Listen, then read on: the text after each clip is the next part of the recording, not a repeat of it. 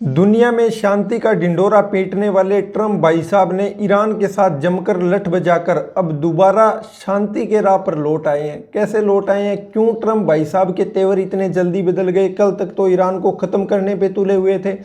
अब इन्होंने एक बात और कही है, ट्रंप ने वॉशिंगटन डीसी में इजराइल और लेबनान के बीच में शांति करवा दी है और 3 हफ्तों का ये जो अतिरिक्त है ना सीज फायर बढ़ा दिया है। किसके बीच में? इजराइल और ईरान, इसके लेबनान के बीच में।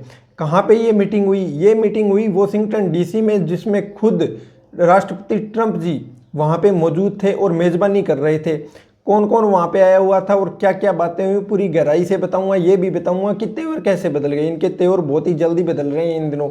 ये युद्ध कोई पंगा अभी चाह नहीं रहे हैं, उसके पीछे भी बड़ा रीजन है। तो देखो, लेबनान और इजराइल के बीच में 16 अप्रैल को इन्होंने करवाया था 10 दिन का सीज फायर, ठीक है। अब वो 24 तारीख को आज खत्म हो गया तो इन्होंने दोबारा मीटिंग रखी। बोले मैं युद्ध बंद करवाऊंगा तुम दोनों के बीच में। इस मीटिंग में कौन कौन आया? इस मीटिंग में राजदूत आए थे, एम्बेसडर्स, किसके?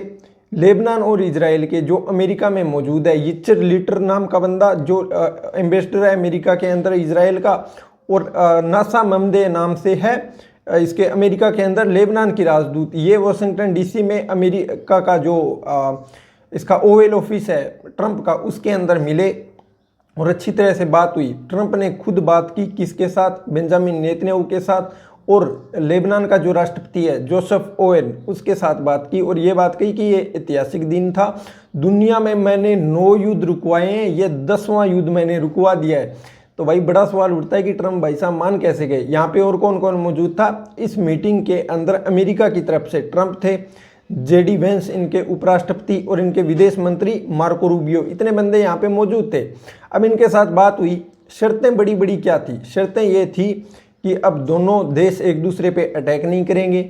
दूसरी बड़ी शर्त ये थी कि अब जो लेबनान है वो हिजबुल्लाह को अटैक नहीं करने देगा इजराइल के ऊपर, ठीक है, या किसी भी दूसरे जो आतंकी गुट है उसको इजराइल के ऊपर अटैक नहीं करने देगा। इजराइल भी इस पे अटैक नहीं करेगा।